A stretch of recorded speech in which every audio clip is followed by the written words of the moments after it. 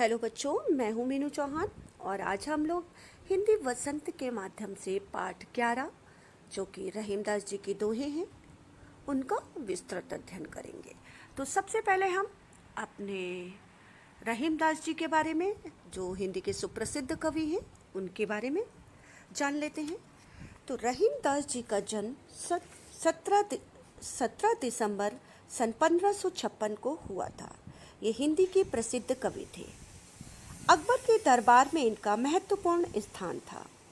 रहीम दास जी अकबर के 9 रत्नों में से एक थे।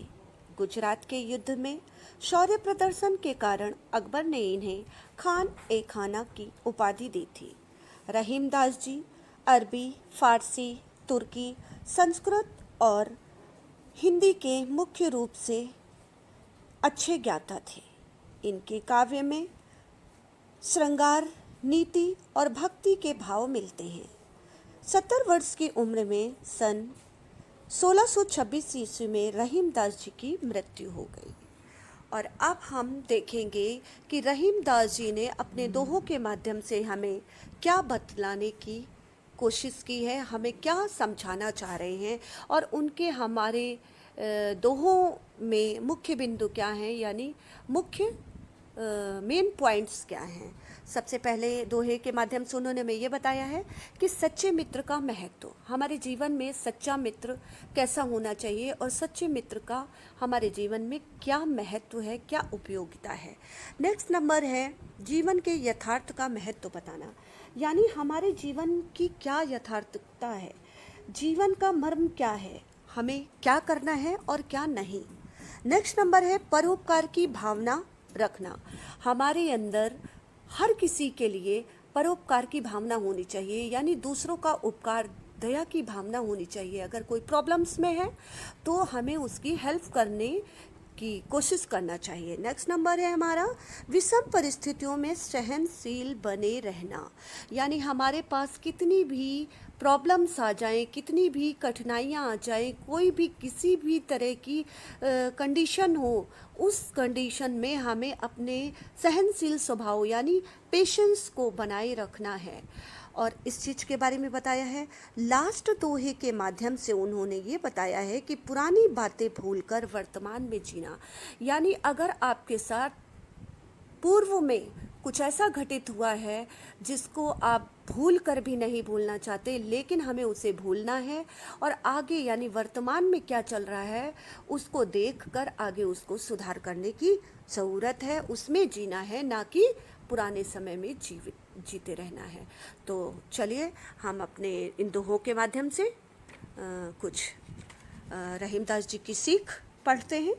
तो हमारा पहला दोहा है, कही रहीम संपत्ति सगे बनत बहुत बहुरीत, विपत कसौटी जे कसे तेई साचे मीत। रहीमदास जी कहते हैं कि कही रहीम संपत्ति सगे, कि रहीमदास जी कहते हैं कि संपत्ति जब हमारे पास, संपत्ति अर्थात धन, संपत्ति माने धन, जब हमारे पास संपत्ति होती है अर्थात धन होता है तो लोग अपने आप बनत बहुत बहुरीत, रीत माने ढंग, तरीके, तो अपने आप लोग हमारे सगे रिश्तेदार और मित्र बनने का प्रयास करते हैं, तरीके ढूंढते हैं, ढंग अपनाते हैं।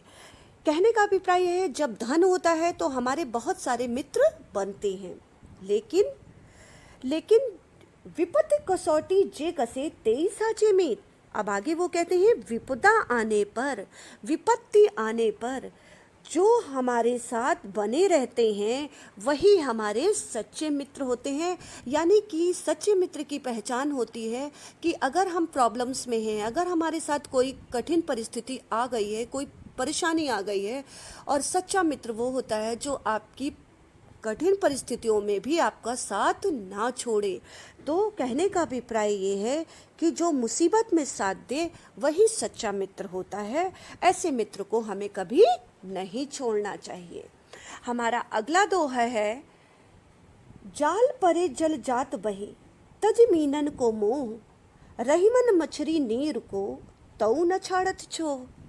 रहीमदास जी कहते हैं कि जब मछली पकड़ने के लिए रहीमन जाल परे जल जात बहे।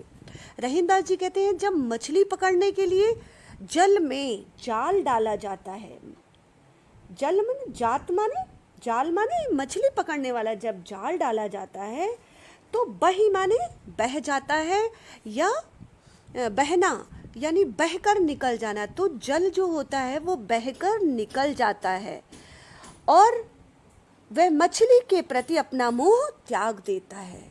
लेकिन रहीमन मछली नीर को तऊ न छाड़त छो, लेकिन मछली का प्रेम जल के प्रति इतना अधिक होता है कि वो जल से अलग होने पर भी अपने प्राण त्याग देती है। यही सच्चा प्रेम है। यानी मछली का जो प्रेम है वो सच्चा प्रेम है कि वो जल से अलग होते ही अपने प्राणों को त्याग देती है।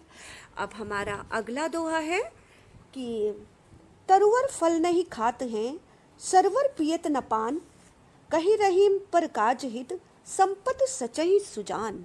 रहीमदास जी कहते हैं कि इस दोहे के माध्यम से उन्होंने ये बताया है कि परोपकार की भावना का भाव प्रकट किया है इस दोहे के द्वारा उन्होंने। और वो कहते हैं कि जिस प्रकार तरुवर मतलब वृक्ष अपने फल कभी नहीं खाते, यानी तरवर वृक्ष अपने फल स्वयं कभी नहीं खाते, और सरवर पियत न पान, और सरवर मतलब सरोवर तालाब, अपने द्वारा संचित किया गया जल यानी इकट्ठा किया गया जल कभी नहीं पीता। सरोवर अपना जल कभी नहीं पीता, वृक्ष अपने फल कभी नहीं खाते। उसी प्रकार कही रहीम पर काज हित, संपत सचहि सुजान। सुजान मतलब विद्वान लोग, सुजान मतलब सज्जन लोग। जो सज्जन और विद्वान लोग अपने द्वारा संग्रह किए धन का उपयोग अपने लिए नहीं बल्कि दूसरों के लिए, दूसरों की भलाई के लिए करते हैं। हित माने भलाई, परकाज मतलब दूसरों के काम के लिए, यानी सज्जन लोग अपने धन का संग्रह भी दूसरों की भलाई के लिए करते हैं। अब हम अंतिम दोहे को समझ लेते हैं कि अंतिम दोहा नहीं है, अब हमारा चौथा दोहा है थोथे बादर कुंवर के। थोथे बादर कुंवर के जो रहीम गहरात, धनी पुरुष निर्धन भय करे पिछली बात। रहीम दास जी ने इस दोहे के माध्यम से ये बताना चाहते हैं कि मनुष्य निर्धन होने के बाद भी अपने पुराने दिनों को याद करके पुराने दिनों की ऐश्वर्य की बातें करते रहते हैं।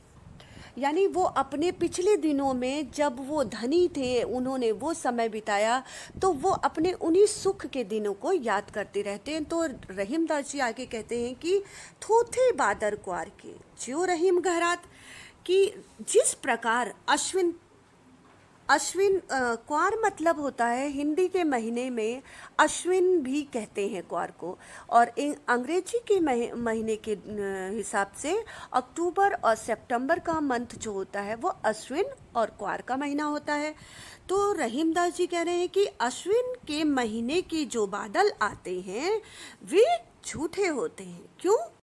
क्योंकि वे केवल गहराते हैं, गहराते मतलब वो केवल छाते हैं और बरसते नहीं हैं। वो आते हैं और बरसते नहीं हैं, बिना बरसे ही चले जाते हैं।